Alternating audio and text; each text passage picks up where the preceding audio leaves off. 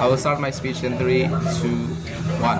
Optimism says that eventually things will turn out right in the end, or that eventually you will learn things along the process to basically have a positive outlook on life. And cinema is currently one of the biggest, most influential artworks in today's modern times that shapes its cultural context around it. More on that in my arguments.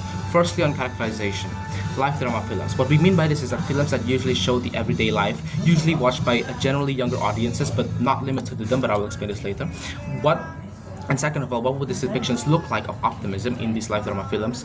Optimism itself, firstly, will look like resilience. For example, Forrest Gump. It means no matter how handicapped you are, no matter how many setbacks you have in life, you're capable of making big impacts and doing big things. Like, despite his mental disability, he became a soldier and done many great things, right? And pessimism here means low expectations, that your efforts are of no worth. Example is like something in the Joker where everyone is out there to get you. Like, society is just corrupt and just morally horrible.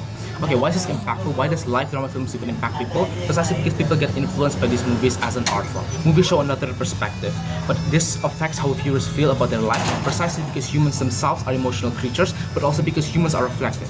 They see a message in the movie, whether it's optimistic or pessimistic, and they will see it and they will apply it to their own lives and see how they can improve, how they can become better or become or worse, or how they see their perspective or how they see the message reflected in their own life from the movie itself. So we have a simple burden here. First, that benefit of optimism is better than its harms. The second is that optimism in films is fundamentally more justified than the alternatives. But first, I want to mitigate a couple points before I get into my arguments. We're not trying to make everyone just super optimistic to a point of delusion. We want to reduce the tendency to catastrophize. And in a societal context, that means that that people in society or as a collective don't think that things just go down the drain, that you can still eventually be impactful at the end of the day. So my arguments here are going to be twofold. First, on the point of individuals. The second, its impacts onto societies. First, at an individual, people, when you have optimism in film dramas, you give people motivation and prevent them to actually just somehow to just surrender towards the negativity of life that is bound to happen. Right? So first, let's look at the context. We're living in a very pessimistic world right now. There's this whole debacle about the mental health crisis with the younger generations, the rising trend of people who are known as doomers, people who have this fatalistic view of the future. Correlated with that is with the advent of many global challenges, or perhaps the cause of that is many global challenges whereby younger generations worry not just of their own life, of the things that are going to happen around them, but also of things that are global scale, climate change, of repopulation, etc. And so things of this nature spread through media, like films, shows, media, internet space, whatever, right? But and most of this is dominated by the younger audiences, like the doomer people who are generally dominated by the millennials themselves. I'll point back later. But point back to this trend of doomers, they're generally very pessimistic, despite their understanding of the problems in the world. They're very understanding of the world, but instead of working to find a solution or even trying to live, they surrender. Their worries of the future due to the pessimistic nature basically just eats them up. This makes them unable to even live a fulfilling life from how stressful the foundational philosophy they have put themselves in of, for example, something like pessimism as a reaction towards the current, global problems in the world right now. And you might say, oh, this is an extreme case. Not everyone is going to become a doomer just because of how you might say how bad the world is right now. So how have normal people reacted? Simply, even if you are not someone who's extremely neurotic individual like a doomer, you are still prone to the hopeless backdrop that demotivates you, making it harder to strive for things that lead you to feel fulfilled. I'll explain this later in my way, in my comparative. So the bottom line here is precisely that this problem incentivizes people to give up on whatever it is that they want to achieve, because the backdrop is that all will turn out bad, because they have no incentive to become optimistic towards the future. And so why is optimism better? Because one, on the contrary, optimism says that life doesn't have to always be bad. Even in the most dire of situations, some life can still be fine. The second is that this means that when people have a goal, they don't have this narrative that tells them that their outcome is going to be bad, right? Optimism incentivizes people to move and make strides towards what they want to actually achieve. This means that people will explore more, that optimism inspires hope, that people have a choice, and that their choice matters in the redirecting the course of their lives. And it's not going to be positive no matter what, because even if you fail, you're still going to have the ability to I learned something from this, right? And so the impact of encountering more, and so they're going to explore more, and so the impact of encountering more stuff leads to growing self-understanding, and eventually understanding oneself is the road towards self-actualization, right?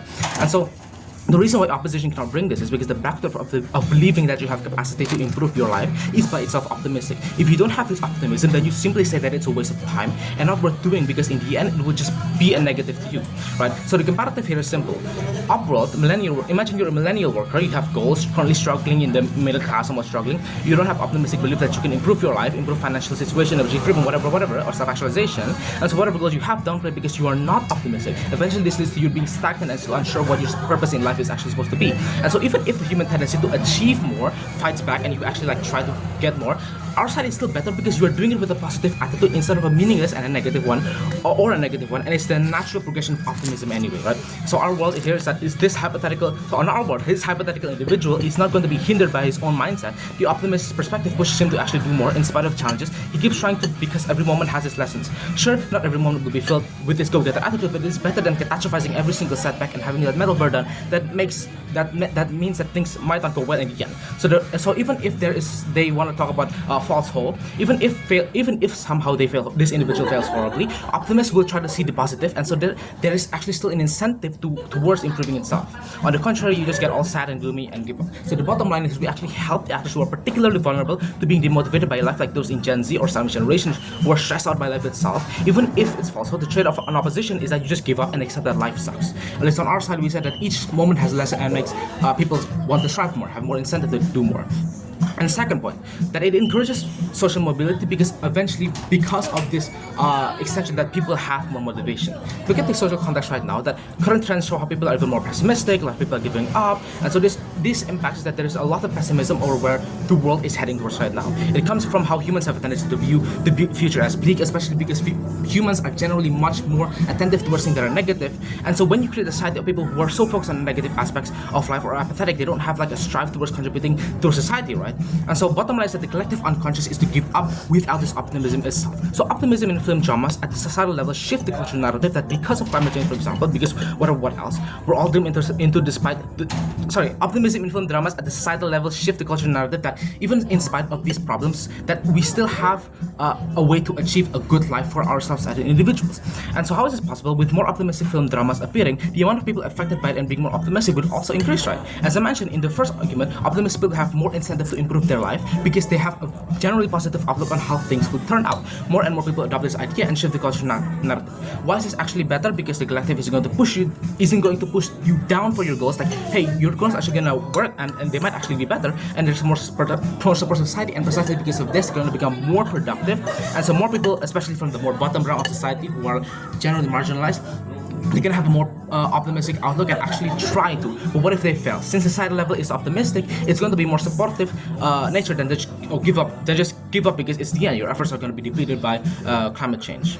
And so I think the best case scenario is that we eventually just societal shift to optimism, and so a more supportive society. And our worst case is essentially that, okay, maybe the societal shift doesn't happen, but there's still going to be some people who are optimistic, and at least we help those instead of the opposition side where things just stay the same and like everyone just also goes gloomy and doomy, and eventually things just don't work out in the end. And so for that reason, proud to propose